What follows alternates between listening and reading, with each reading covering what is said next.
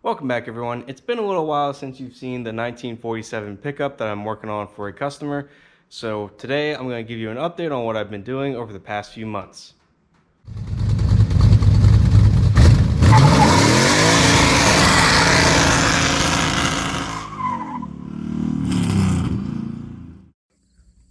Hey, you probably forgot to like and subscribe to this video.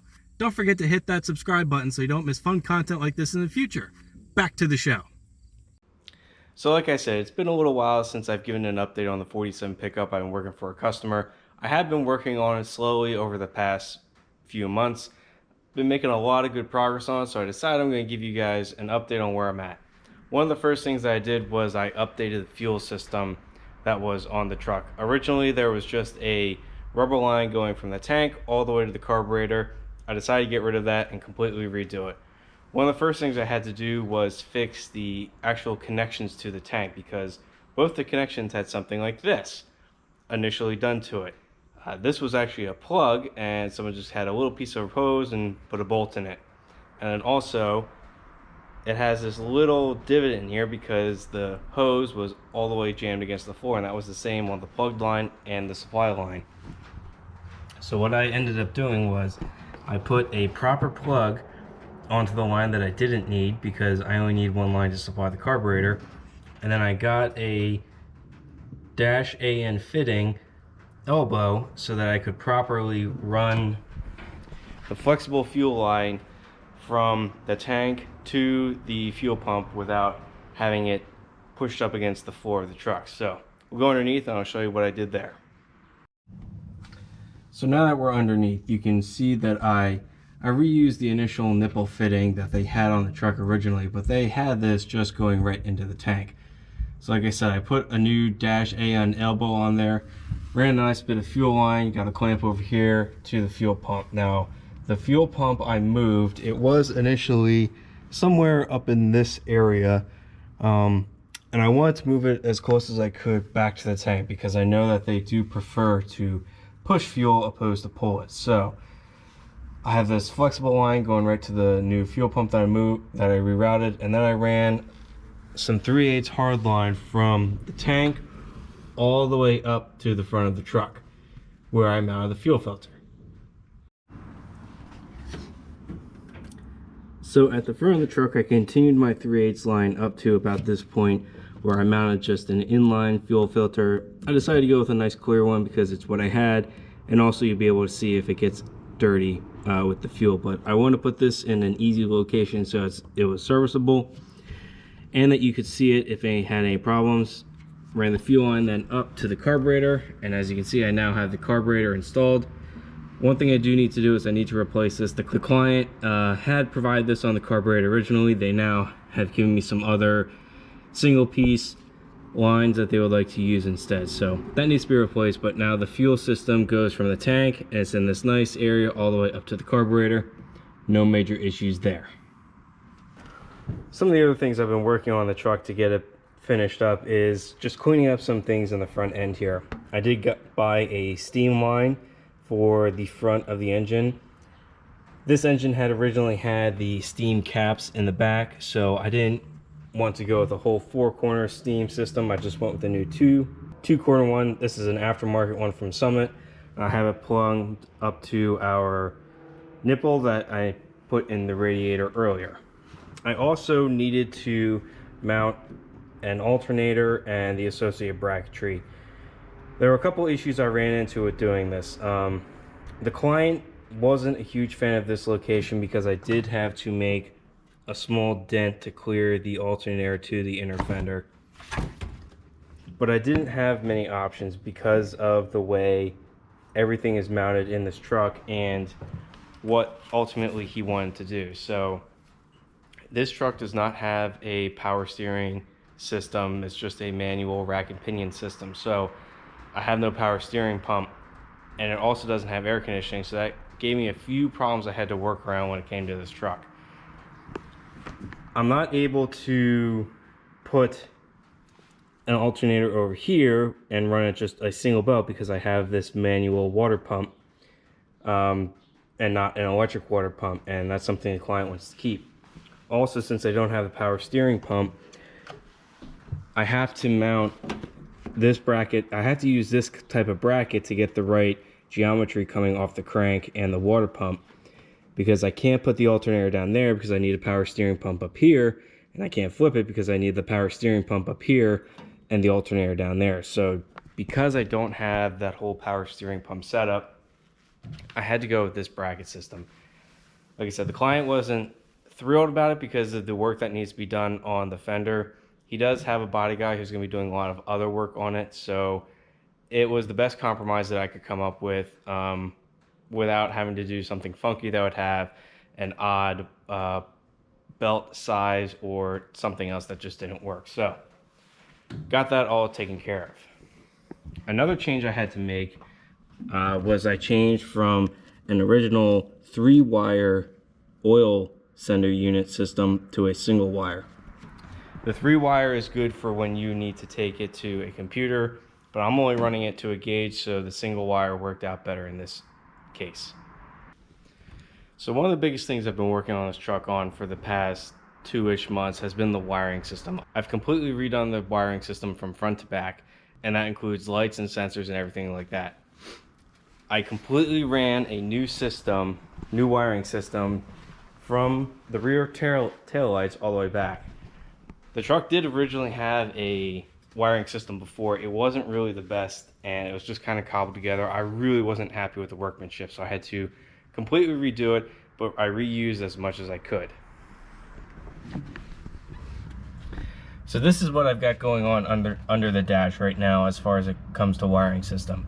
Originally the truck had this little fuse box and 2 relays to go, and 3 relays to go with it. I was able to reuse quite a bit of the fuse system and the original wiring harness that came with it, but I had to make some of my own modifications. One thing that I did that actually turned out really well is I added a bus block for ground and I added a bus block for power under the dash, which has made it really easy when it comes to pulling power, and it'll also make it easy for anyone in the future.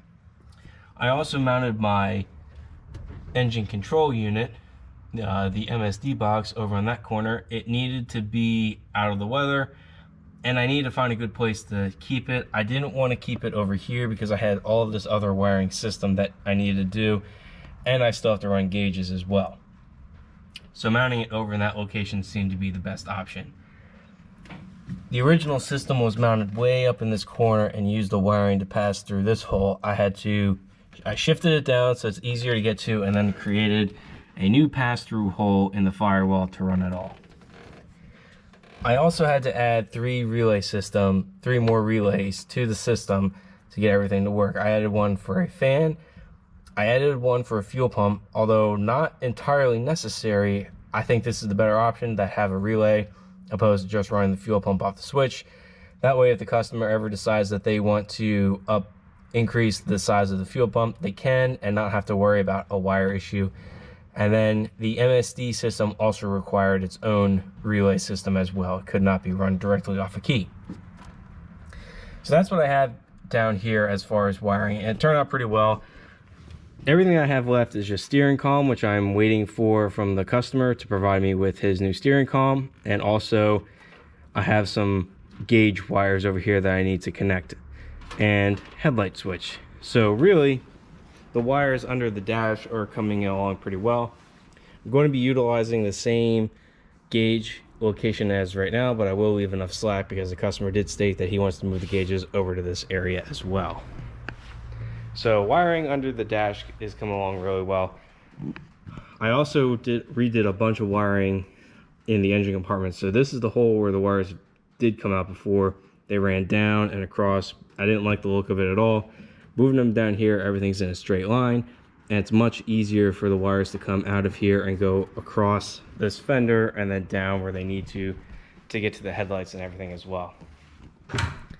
I like this. I like what I did here with the firewall. I was able to use button head screws to fasten everything, so it's a really clean look. Ultimately, the customer will be able to paint those and cover them up in the future if he wants, and I think it works out really well.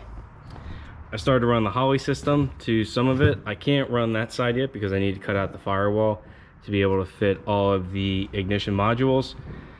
I've got my wires coming over here for my alternator. I have an alternator excite wire, which is something that if you're running an LS based alternator, you need to make sure that you remember to put that excite wire in, or you won't have a charging system. Something I also did that I think worked out really well is I have yet a third bus bar over here for big power requirements. So this connects directly to the battery. It's a positive lead over to the starter. It's a charge lead from the alternator, and then the last line is going to my positive power under the dash. So I have a lot of options here. It really cleans up the look, and I hate having a lot of wires bundled onto one positive battery terminal like I did with the S10. It's something I may fix on the S10 in the future, but I think this just cleans up the entire look a lot better, makes the truck a lot cleaner under the hood. And then what I also did was I got special woven loom. I do not like using corrugated loom at all. It never sits right. A lot of stuff you can get, unless you spend a lot of money on it, is really low quality and it's really soft. It just looks cheap, in my opinion. The woven loom, while slightly more expensive, a little more difficult to work with, has a much better look when it comes to cleaning up the engine bay of the truck. So really, when it comes to wiring, I don't have much left to do. I just have to wire this side of the engine up, and that's just because I need to cut out that area back there for the control module, or for the ignition modules to all fit. Headlights are all wired up, and I just have to wire up the marker lights up here in the front and put the grill in. But it's really coming together. Fan is all wired up as well. What I did end up doing is I got myself some of these special connectors. Forget the name offhand. They're a pretty common connector. It seems like a lot of people use them. This is my first time using them. Seem to work out pretty well. I'm a little partial to the Delphi connectors, but this is a little different. Delphi connectors are a little harder to come by as far as getting everything that you need for them. So there you go. That's an update on what I've been working on with the 1947 truck so far. It is getting pretty close. I'm getting really excited. There aren't a whole lot of things left to do. I really just have to do gauges, steering column, throttle pedal, and exhaust. And that's really all this truck needs to left be able to run. It's a pretty simple truck, and it's going along pretty well. So just figured you guys might like an update on where I'm currently at with the truck, since you haven't seen it for a while. I hope you guys liked the video. If you have any questions on anything that I've done with this build or reasons I've done something, don't forget to drop a comment below. Please remember to like and subscribe, and thanks for watching.